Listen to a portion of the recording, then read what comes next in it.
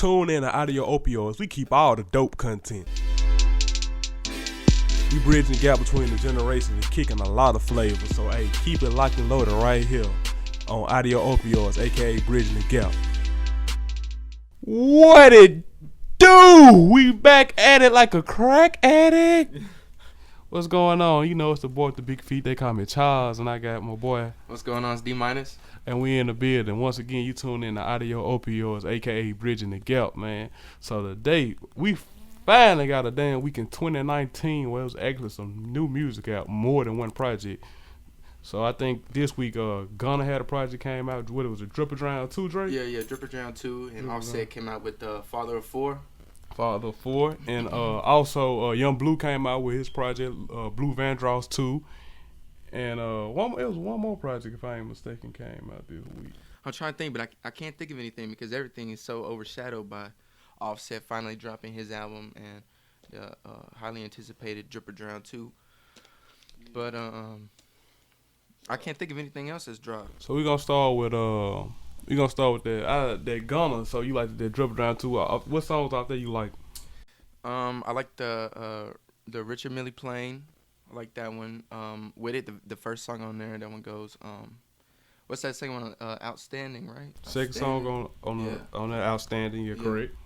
And I think the one with him and Lil Baby. Derek Fisher, I know a song like that. Derek Fisher, yeah. Lil Baby, he had a great feature on that song. Did you like any songs off of it, Charles?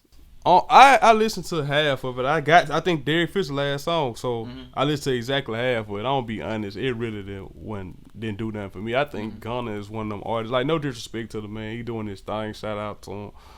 But and I hate to be the old man, but it just don't do nothing to me. Like, his flow is kind of repetitive, which is, I mean, I guess all rappers' flow gets repetitive over a time period if you listen to a whole, project. But it's just not my type of music. No hate to him. I ain't, I like to think I got a little drip, but that ain't all I want to hear in music. You know what I'm talking about? So it really wasn't my thing. Now, I didn't get a chance to listen to the Offset. How did you feel about that? I'm not gonna sit here and say it's the best album of all time, but it is, in my opinion, the best out of all three Migos.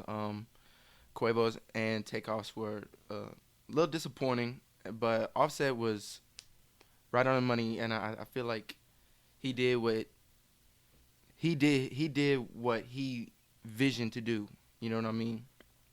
I feel like Quavo, he's better for more hooks, choruses, and things like that, but choruses is in his strong suit. So when you get to the chorus, it's like, okay, like, we get it. It sounds like a verse. It just sounds like a bunch of verses on there, you know? So do you feel like individual projects from the Migos don't work because as a group they so great because they all kind of overshadow each other's flaws by being a group? The collaborative effort is what they need to stick to. I got to say that I do respect them branching off and trying their own solo stuff. But I feel like Migos is just Migos and nothing else. You can't be Quavo by yourself. You can't be Offset by yourself. You can't be Takeoff by yourself. It's Migos. Oh, I mean, interesting take. Like I said, once again, I know I'm the old man. Like, I've never been, like, I'll say, Migos have a handful of songs that I've liked. Like, whether it's like Handsome and Wealthy. Well, of course, they're going to have some songs. Like yeah, but I'm just saying, I'm not, like, I can't get a breakdown of system that you do because I don't consistently listen to them. Their music came on in clubs and a lot of places I've been at. Like I said, here and Culture 1 I heard a lot. Culture 2. Culture 1 has to be my favorite by them. I feel like they took the best songs out of a handful and put them all on one album. I think it's like I don't quote me on this, but I think it's only like 11 tracks. And in this day and age, with music coming out so consistently, an 11-track album is right where you need to be. See, I know you. I kind of disagree with that because I always say this. I feel like that's just like saying you only need a 3-point shot in today's NBA. Like, now we know that's where the game has went, but I feel like a lot of people limit themselves to that because that's the expectation, or for the simple fact of I think your generation of people, I ain't gonna say younger people than me, never have had a full album, an album that was like over 18 songs they deemed classic, or like even 18 songs. Like all the stuff you knew has been 12 or 11 songs. Like, you know, it's not looked at to make them type of songs. And the fact that the way music is going now, like I said, like no disrespect to Gunna, but it's kind of hard for me when every song sounds the same. And like I would listen to it like Weezy and Animal produce. Four, five. I gotta say though, the production on Dripper Drown 2 was on point, but the beats did get a little bit repetitive. Yeah, when those hi-hat, those stuttering hi-hats that just that sound, that's the sound of right now, which I ain't mad at it though, because I mean, like I said, I don't want to be a hypocrite. I grew up on a lot of Gucci. I mean, so a lot of Zaytoven, like he would like, you know, not necessarily have an executive produced by Zaytoven, but Zaytoven might have been on 7 out of 16. And the beats kind of favor a little bit, but I think the subject matter might have been different on every 2 to 3 songs.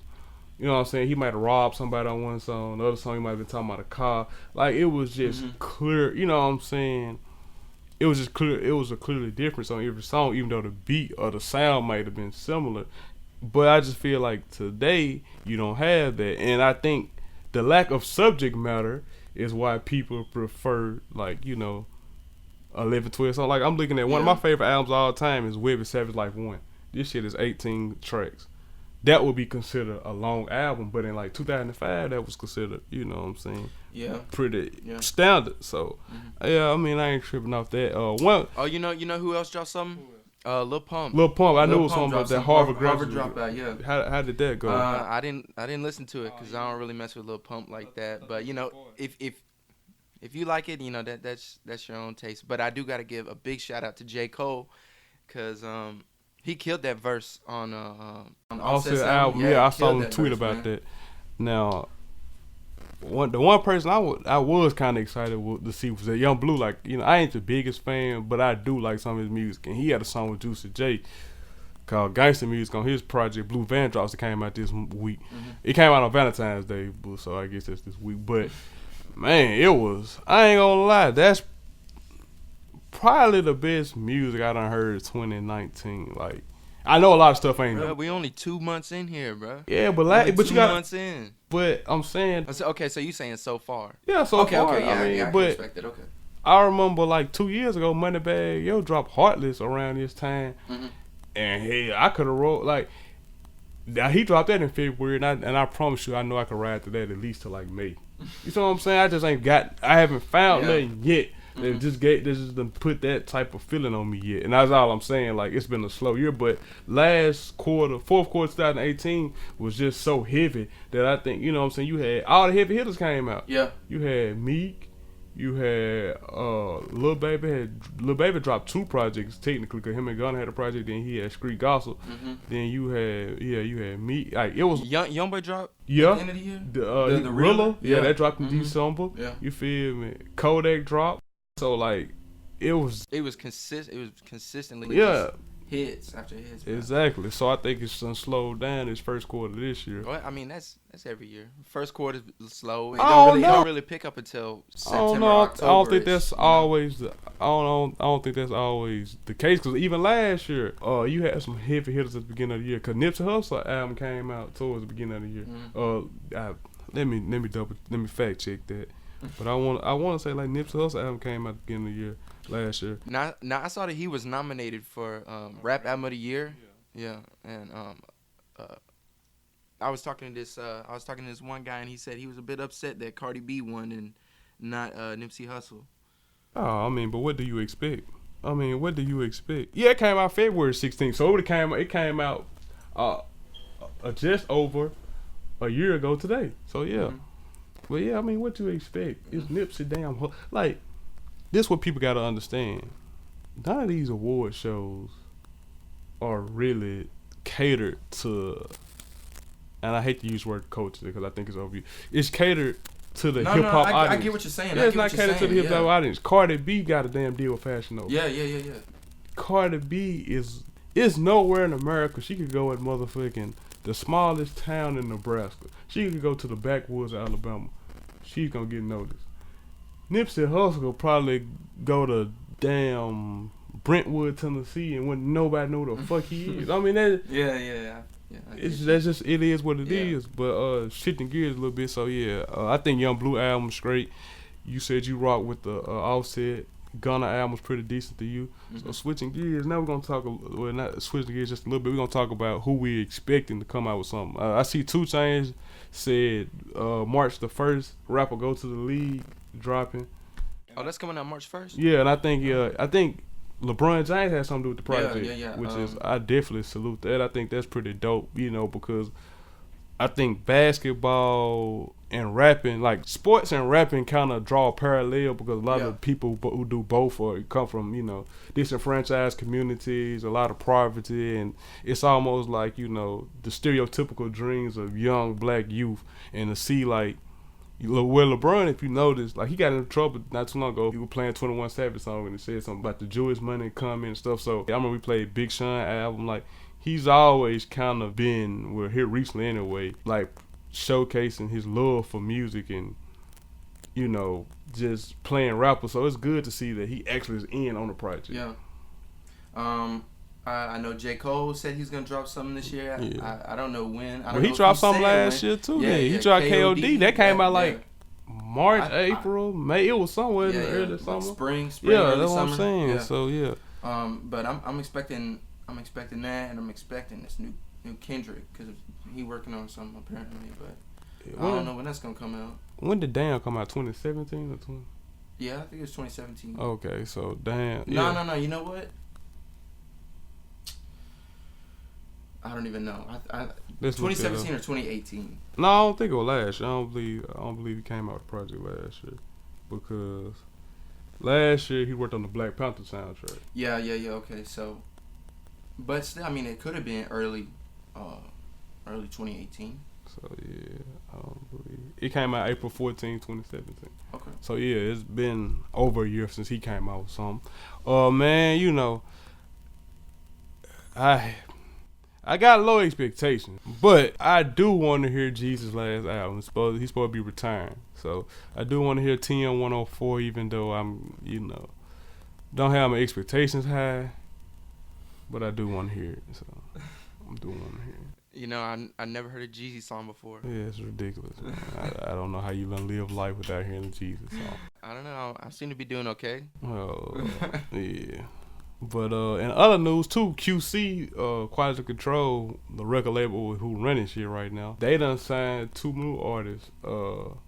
They signed NLE Chopper, he a young dude out of Memphis. He got a couple songs, man. I ain't gonna lie. Far as young rappers, I think he that mix, man. I told you the other day, I was like, I'm trying not to be an old hater, what I'm saying? Yeah. I'm trying not to be the dude that be like, I don't like none of these young dudes, So he one of the few young people I think I'm a rock with because he bridges that gap. No pun intended to the show title, but he kind of like he get that energy that the young people like. He dance and he do all that, and he rap in a way of it's gangster music, but it's kind of a little silly. It's a little witty. The way he carries himself is like. It's almost a contradiction because it's like he waving all these guns but he dancing. It's kind of bizarre, but at the same he signed to QC, so he finna go through the roof. I ain't QC, man. I ain't gonna say they can't miss, but they damn Stephen Curry out here right now. Like I think they got everybody. Yeah, man.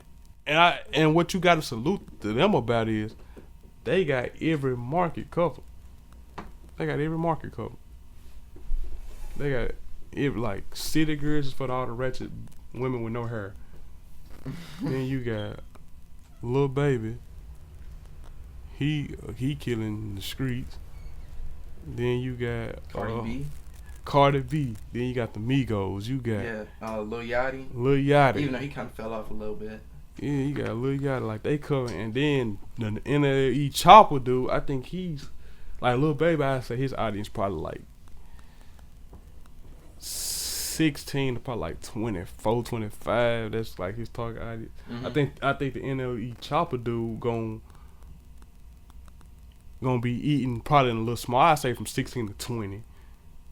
And then you got they got another girl. They got a girl named Leighton Green or something like that. She sang with them too. She do like a lot of the covers. She kind of like a Jacquees type from what I done saw.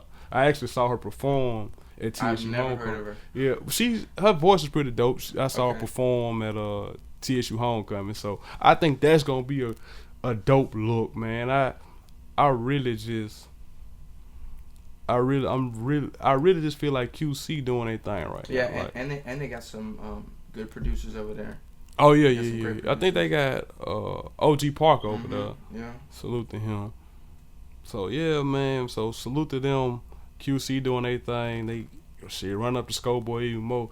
Here I looked at they threw damn what was it, $1 million, whatever the hell they threw at the Scripper Bowl.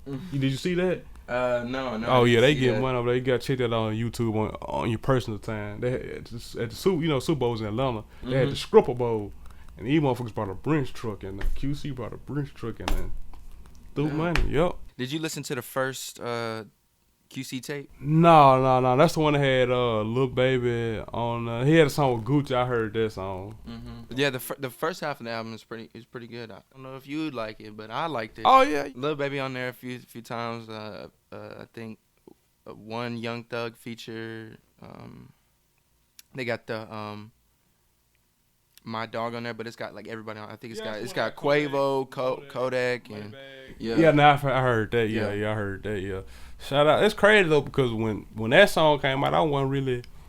I was like, it's alright. It's something to listen to in the club. I wasn't a big fan, but once again, sometimes you got to give people a chance because I was ready to write him off. I was ready to write him off after that shit. I'm like, bro, I ain't fuck with that shit. But then I had when that motherfucker all of a sudden came out, I was like, oh, he might have one, and I just happened to download the mixtape, and I don't care what nobody say. Either Starve, Stick on Me, and Best of Me, man, that's some of Lil Baby best songs. Like, them ones would go hard. But speaking of songs and streams, we was also having a conversation today about can you, how can I put it? Can you judge a rapper's success based off YouTube views? Yeah. And I feel like you can if you have that established channel.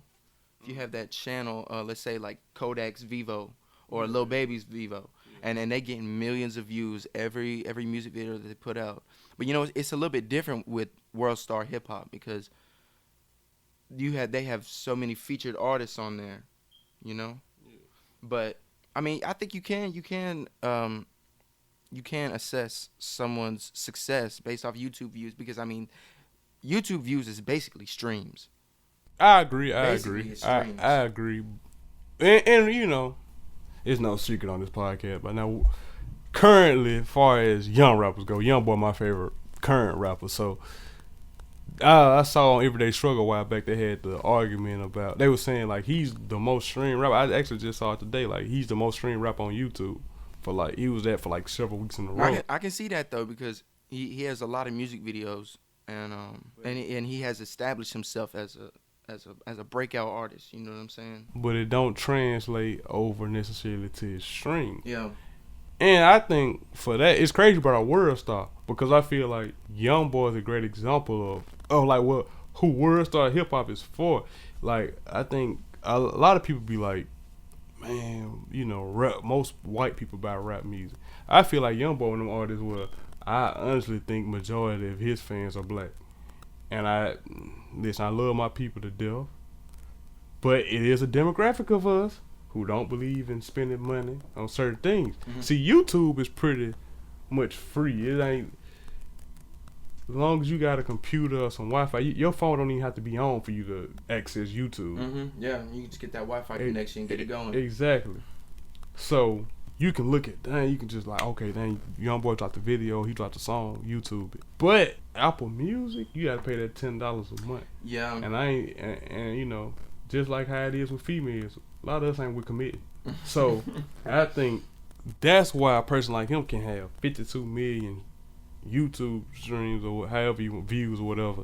and it don't translate over. Whereas a person like we just saw Lil Baby got a Yeah, plaque. Lil Baby just hit 6 billion. Yeah, you know what I'm saying? And Drake had over 8 billion. Yeah, you know, 2018 alone, and 1 billion alone was from Scorpion. That's what I'm saying. That's insane. Yeah, that's exactly. insane. So, and I think also another thing is too though. I feel like you can't judge everybody's success on radio hits either.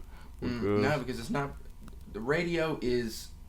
I don't want to say it's irrelevant nowadays, but it's starting to get there. I don't think it's irrelevant. I feel like it's a line. Like once again, I bring up like Young Boy. Like I feel like his music may not necessarily get radio play, but it gets street play. You know what I'm saying? Mm-hmm. So a person like him, Young Dolph, another great example of this too. I feel like when a lot of their music gets played in the car. And a lot of these songs very explicit, and it don't make for good radio content, and I don't think they care, and they have built a brand without it. But then you have other artists who I feel like solely focus on the radio, and that's just their way. I feel like different rappers are different, and because of that, like I don't look at a person more successful because they got more songs on the radio. If we getting the same amount of money per shirt, like Moneybagg Yo, he's not a person I rock with. I don't think he got a lot of radio hits. You know what I'm saying? You might hear doing too much on the radio, but like, hell, to me, his most famous song probably "Don't Know," and that shit ain't never come on the radio from what I heard. You know what I'm saying? Yeah. But then you got other rappers who like Lil Uzi, he stay on the radio. That's his thing. Yeah, I really haven't listened to the radio in a while. I mean, so I haven't either, but you know, was on there. But you know what I mean. Yeah, I feel you. I feel like artists with explicit lyrics. Prime example. Have you heard "Ferris Wheel" by Tory Lanez and Trippie Redd? No, I haven't. Okay, well that song is very explicit, and I heard it on the radio the other day, and every other word was cut off, and I was like, "What is the point of having a song on the radio if you can't listen to the whole thing?" Like. I just don't understand that. I used to hate Waka Flocka on the radio. In the next 5 to 10 years, the radio will become like obsolete. Yeah. But I think they got already kind of programming us to be that way. Like I'm not a playlist guy myself personally. I'm not really into because I feel like I've acquired enough music sense to know like what I want to hear next. You know what I'm saying? Like I feel like certain people are limited. Like certain people just I know this song and that's all I know, or I listen to this but I don't really care what come on next. I don't feel like I need anybody picking what comes on next for me. Hey, I know what? You know what? Something I just realized. Like I said earlier, we live in a day and age where music is so consistent. But they still play the damn same 15 songs on the radio all day long. You know why is that? Because... And I feel like that eventually will be the downfall of radio. No, I don't think it's downfall of radio. I feel like because when you get on Snap, it's the same fucking 15 songs. When you go to the club, it's the same fucking 15 songs. Like, a lot of music is coming out. Maybe it's just going so fast it's hard to keep up with. That and then too, people only want to hear 2 or 3 songs. Like you done said it yourself. If the album, mixtape, whatever it is, EP, if it got 12 songs on the motherfucker, you ain't gonna like number 3, and that's acceptable. So you gonna see Shawty with her makeup to damn Drip Too Hard. You gonna go over on the next person page. They playing damn what's another song that just everybody wearing out right now? Whatever song off the Offset album that everybody gonna like. Yeah. Then you skip down 2 more places. Somebody playing Drip Too Hard again. Then somebody playing Close Friends. Yeah. Then somebody playing Valuable Pain. Yeah, you know what? I just heard that today. I was taking my dog out, and I heard somebody in the car listen to that song, and you could just hear the Snapchat going over the song again, like, and I was just like, oh my god, like, just play the song, just listen to the song. But that's the world we live in. That's the era we live in. And like, I mean, but it's radio always been like that. But I just feel like we as people now, like, most people can't even remember nothing but the 2 singles off the album. Like, okay, this came out 3 months ago. You know what I'm saying? Mm-hmm. And they already done forgot the majority of the album. They only remember them 2 or 3 songs. The only songs that stick out are the ones that people play out. Were singles, were the ones that blew up. Yeah. You know? But a lot of times, them ain't even the best songs on there to me. That's just my personal opinion, but... Yeah, those would be... The singles would be just considered the most mainstream. Exactly. Yeah, just to get that foot in the door, you know exactly. what I'm saying? For some people to check you out. See, now I also want to talk about... I saw this on Genius the other day. Do you think Drake has a classic album? Drake has a classic album. I mean, nobody's going to agree with me, but I think Thank Me Later pretty classic.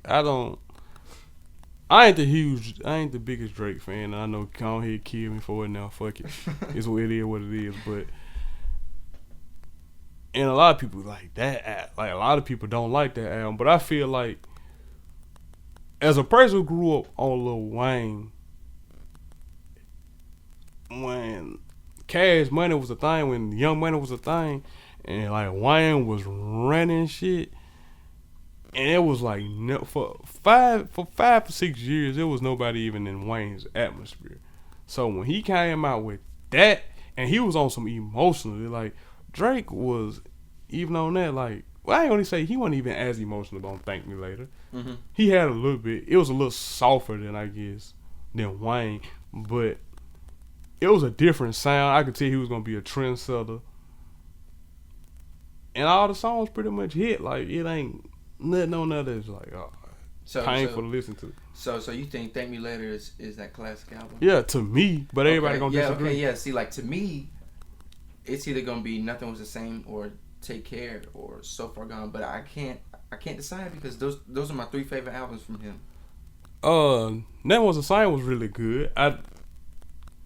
Only thing about like a song like Nothing Was the Same, like I look too much probably my top 5 Drake songs. Okay, I can respect that. But I feel like by that time, the Drake sound had just became. He almost came a prisoner of his own success by that time. And what I mean by that is like, the expectations were so high. Yeah. That like when you think about Nothing Is the Same, you got started from the bottom, and that's probably the only song that people gonna be like sticks out on Drake. If you top 20 Drake songs, majority of the people, that's the only song on there that's gonna stick out. That's why to me, well, you ask my personal opinion. Now to me, I don't really like Started from the Bottom like that. But that's the song people going. It was overplayed. That's what I'm saying. It goes back to the discussion we just had previously. Yeah. So that's what I'm saying. By that time, it came too easy, bro. Like I feel like Drake make a hit now. It's like it's expected. Mm-hmm. It's down there like when. It's down there like the Warriors winning the championship. Who cares? That's what's supposed to happen. Yeah. Wake me up when it's not happening. You see what I'm saying? Yeah. So I think by that time he had got so much in his bag that was the standard. And because of that, I feel like his greatness ain't as appreciated back then. So when you got something like Nothing Is the Same, like it's hard because you had the song with is it All Me? Yeah, All Me. That song, Big Sean. That's what I'm saying. That song was great at the time. You had Hold On, We're Going Home on there. Just Hold On, We're Going Home. Yeah. See, if we're going off personal taste, I'm gonna have to say Nothing Was the Same as my favorite. But if we going off like public perception, like, yeah, or like star status, either Take Care, and if you want to go off like the thing that set it all off, So Far Gone. So Far Gone was considered a mixtape originally, so it's kind of hard for me to call it a classic album. It's a classic mixtape for sure. Okay. But if you want to get technical, yeah, if you want to get technical, but I think Take Care is what everybody say. But I mean, I'm gonna be honest.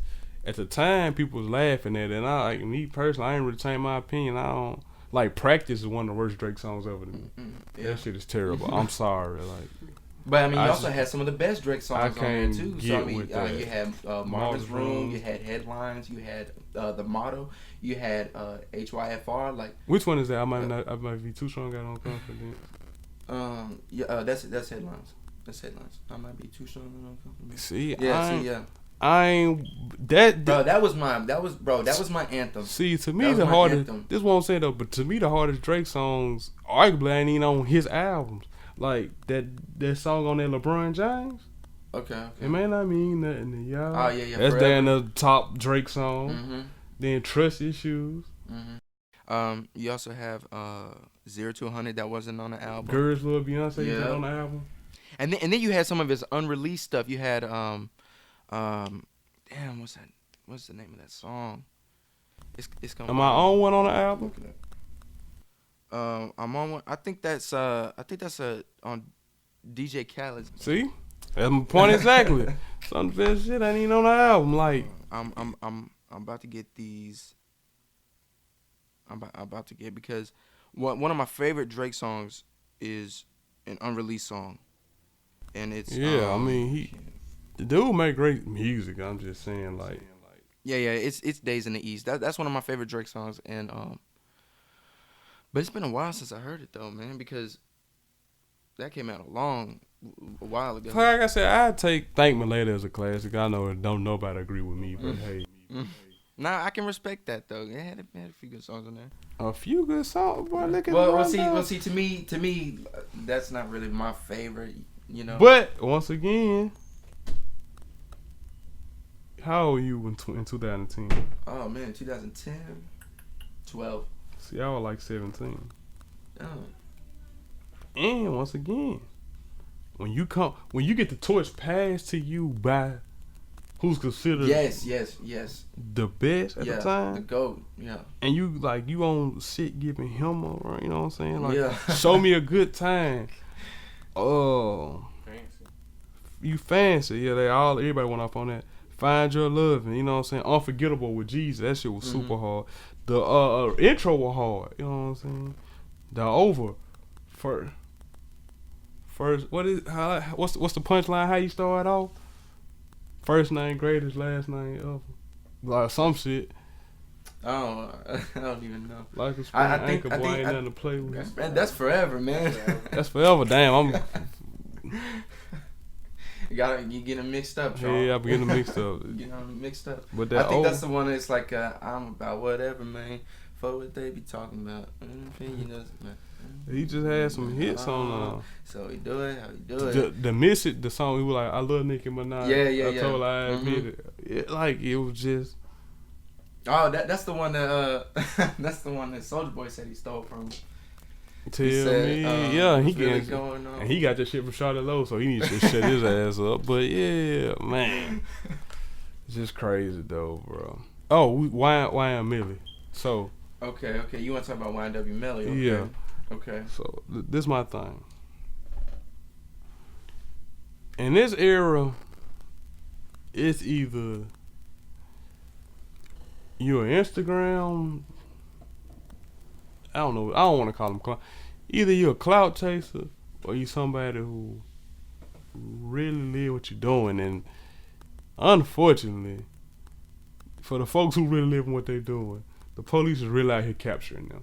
You talking about YNW Melly? Yeah. Okay, yeah. You talking about the murder on my mind, and then he get arrested for double murder. Exactly, okay, yeah. And see, that's so unfortunate because I really saw some potential from him, man. Like for real. I can't say his last album. I think it was called "You Shine, We All Shine," something like that. But unfortunately, to me, that wasn't his best work. I feel like Virtual, Blue Balenciagas, and Murder on My Mind, and that robbery. I can't lie. I did like the robbery on that album, but and he got to work with Kanye West, arguably one of the best producers of all time. So I mean, he top 10 rap producer of all time, definitely, without a question. Yeah, and to be in that position and see that situation unfold like that, it's very unfortunate that's happened to him, and he's going through that. But I mean, you can't argue with the law if you find yourself in a predicament like that. If it was something as serious as murder. I mean. Yeah, I mean, I don't know. I ain't here to, I'm just saying, like, it seemed like it's. I think Wayno said on Everyday Struggle. It seemed like there's no in between with these rappers. But I listened to a couple of songs though, and I gotta admit, he probably ain't my favorite younger artist, but he's pretty decent. I think he has a flow in that singing, that rap singing thing. I mean, it's overused. I will admit that nowadays, but he actually does a pretty decent job of and keeping my interest and peaking. And I don't feel like my IQ has decreased by listening to him as I do some of these other artists. But Damn. I mean, it is what it is. Like you ain't never listen to that and be like, this shit too dumb. Yeah. You just gotta you just gotta skip it. You gotta turn it off. Yeah. Like, what is this shit right here? I'm like, who let you leave the studio? Yeah. I completely understand. But he did have one of those. Not dead, but he does have one of those voices that catches your attention. And like I said, it's very unfortunate for that situation that he's in, and So, you got anything else? No, I think that's about it for this week, man. All right, man. So we're gonna conclude right there. So stay tuned. Do your thing. It's your boy. I'm signing out. Yeah, we signing out, bro. For sure. Audio Opioids, aka Bridging the Gap. See you when I see you.